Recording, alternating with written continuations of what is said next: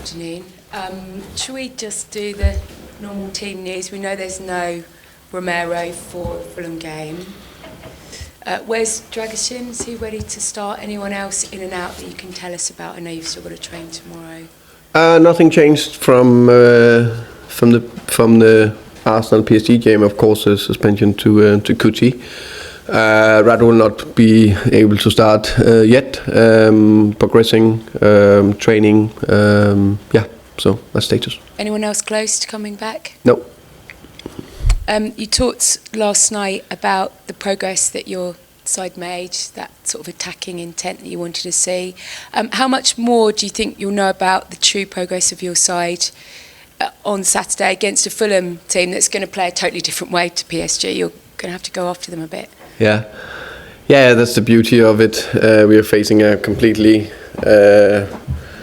different game on Saturday. A game where we hopefully will be more on the ball and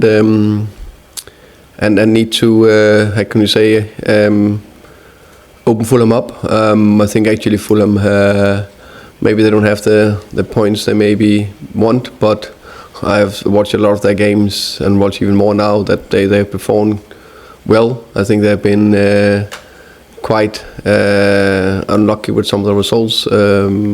So that will be a different challenge, but that we up for. Looking forward to it. I'm happy, very happy I'm pleased that performance and response we got from the players against PSG. I think we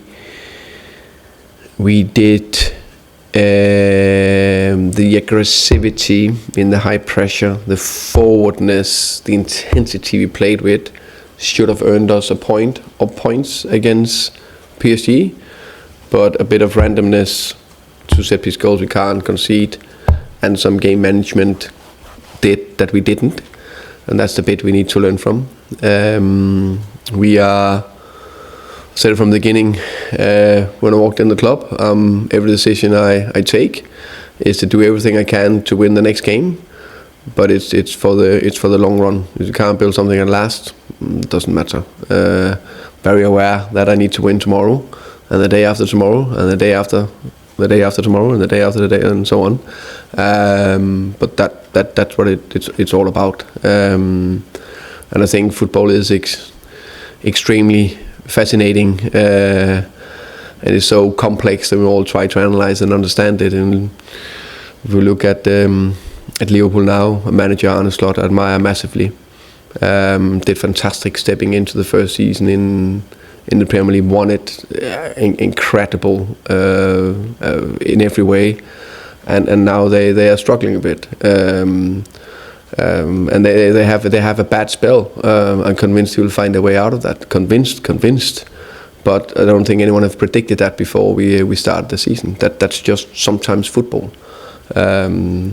But that's the thing we sometimes struggle to understand. Yeah, do you think that's become more reactionary since when you started? Because you lose that game on Sunday and the narrative is really quite negative towards you. You go and put in a good performance in defeat last night, and suddenly that shifts again. Has it become very much more all or nothing? Because you're talking of Slot there, who's won a Premier League. Yeah, but that's what I mean. Arne is clearly an unbelievable coach. What he did with Feyenoord, how he stepped into Liverpool, incredible. So he will 1000% find a way out of that. And I don't know him personally, but he will stay calm, him and his coaching staff, and they find solution, and then we'll go again. And in football, some managers, some clubs are privileged not to have too many setbacks. Maybe it's just one game. Others have a big spell, or they have whatever, So yes, there will be setbacks, and how you handle them and come back from them is the key. And I agree with you that I think sometimes one game is like, oh, it's disastrous over here, and then you're suddenly here. It's probably a little bit in between that. Maybe not the best coach in the world after we beat City away.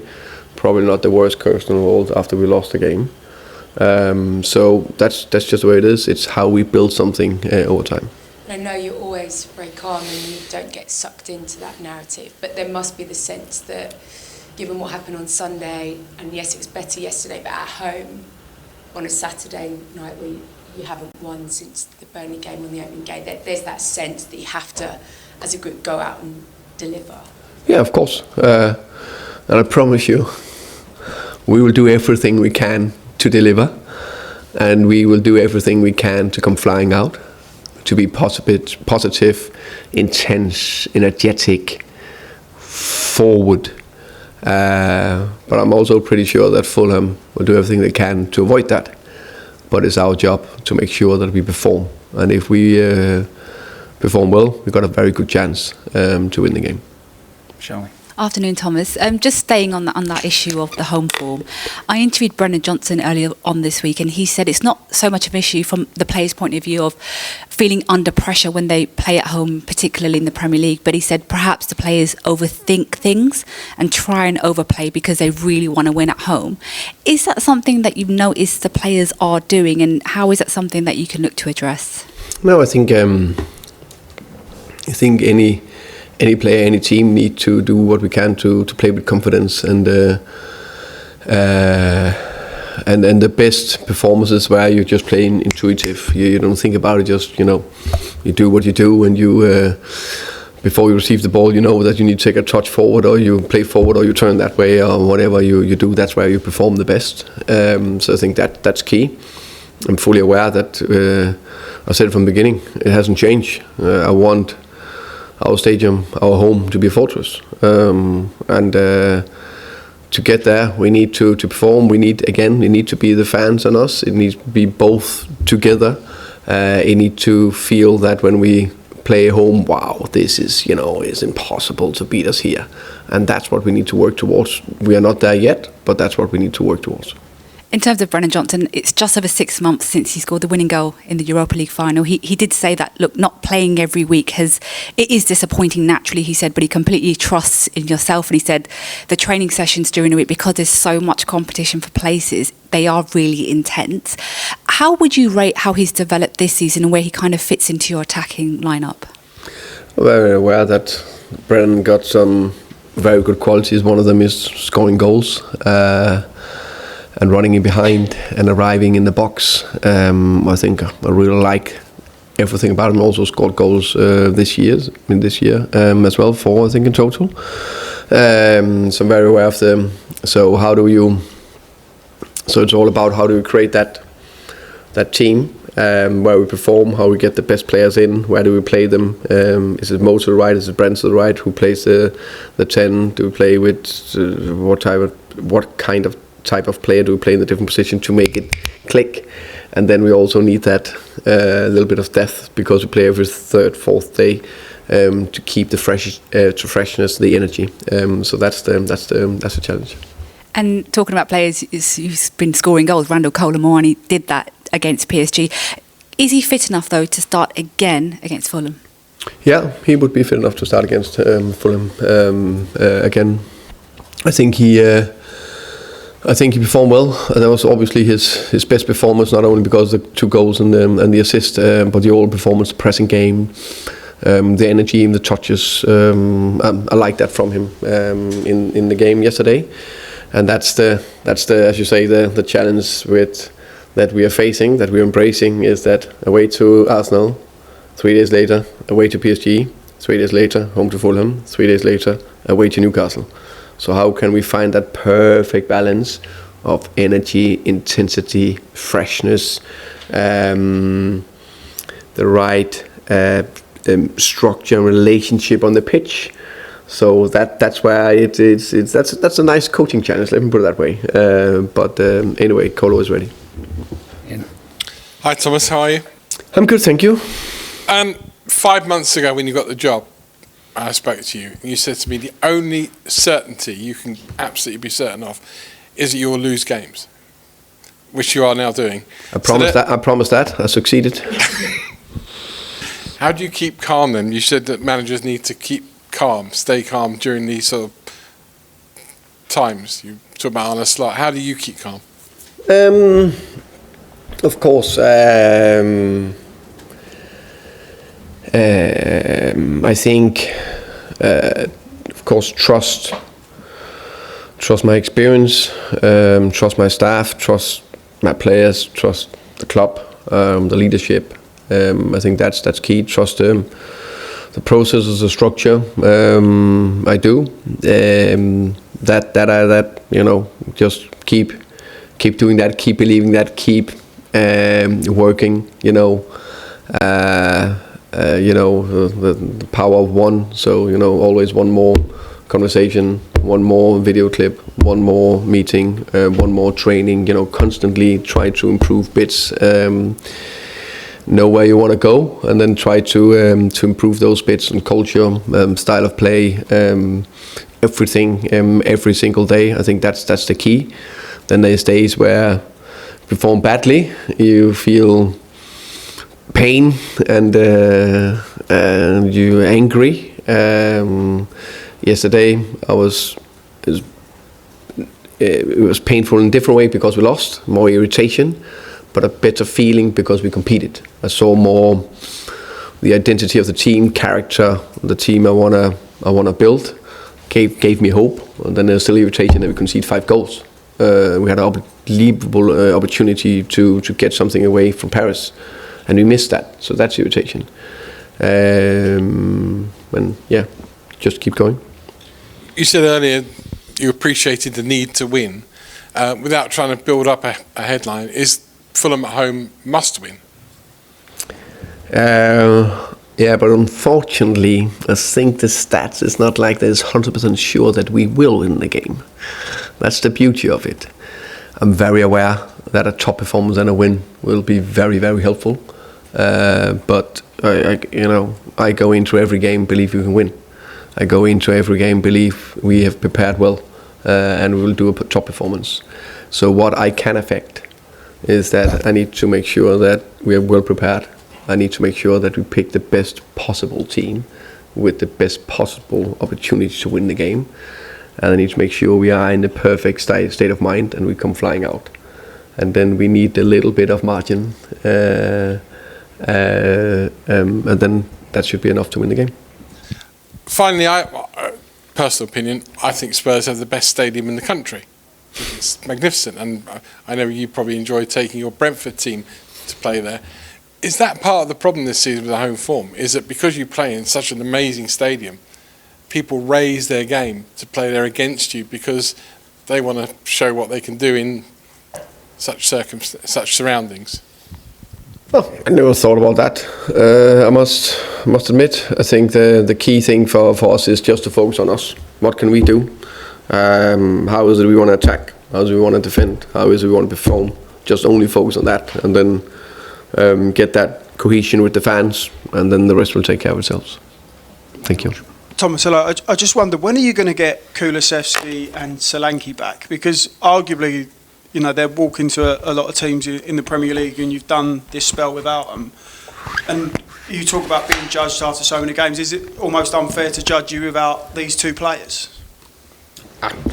It's part of it. We get judged if we walk into a club like this.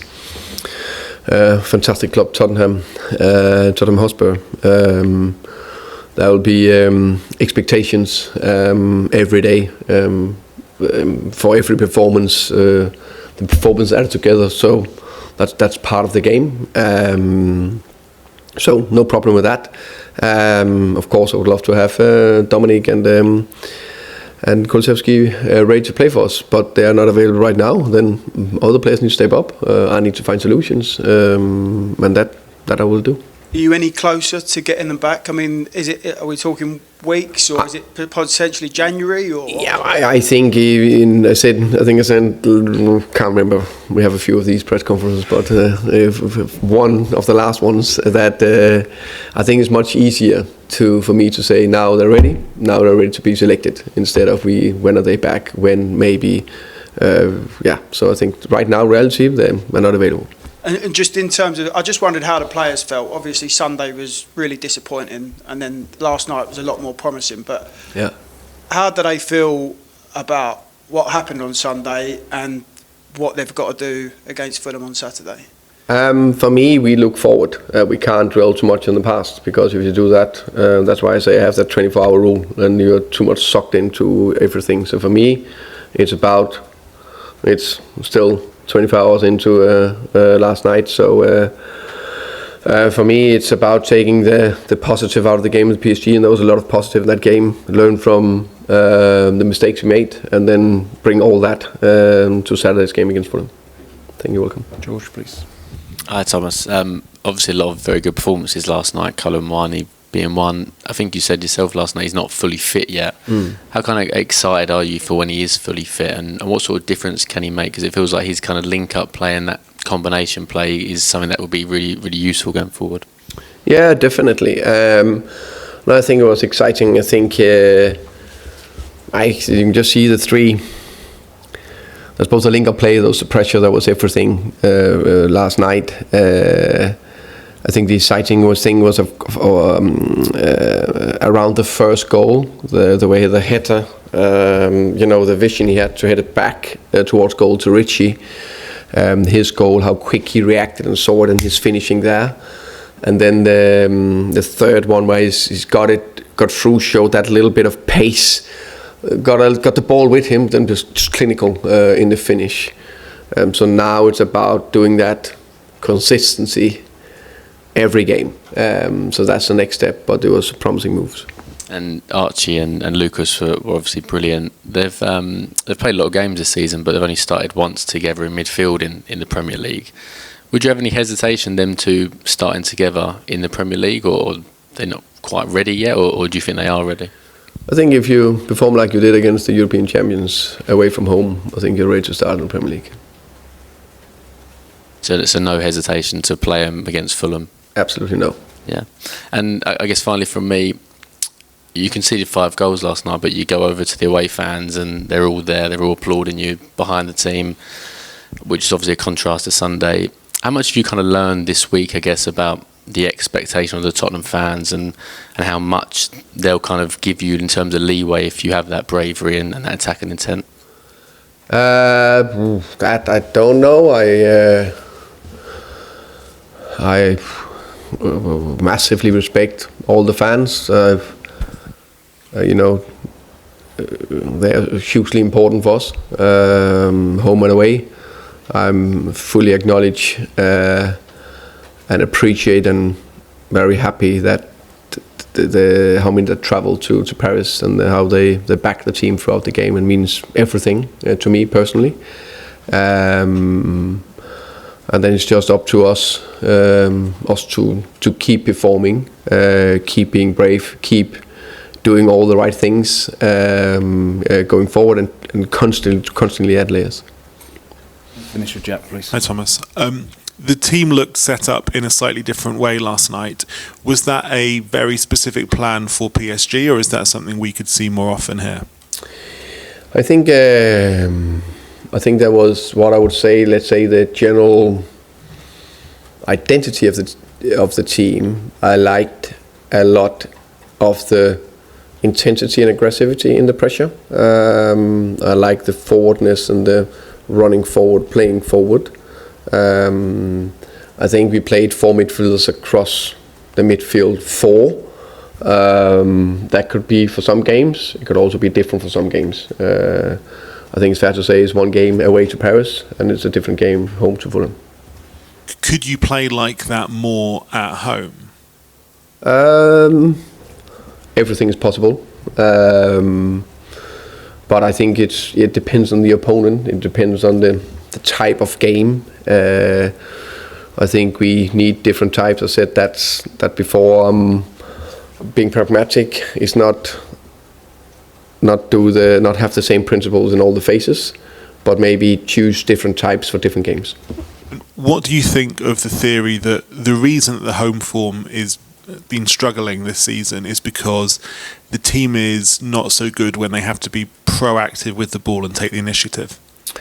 I think that is completely 2 different things. Of course, it's different to to press and have more open spaces to run into, and then to open an opponent where there's 11 players behind the ball. There's two different scenarios. Then they demand not two different kind of skill set, but some abilities do one, some abilities do something else.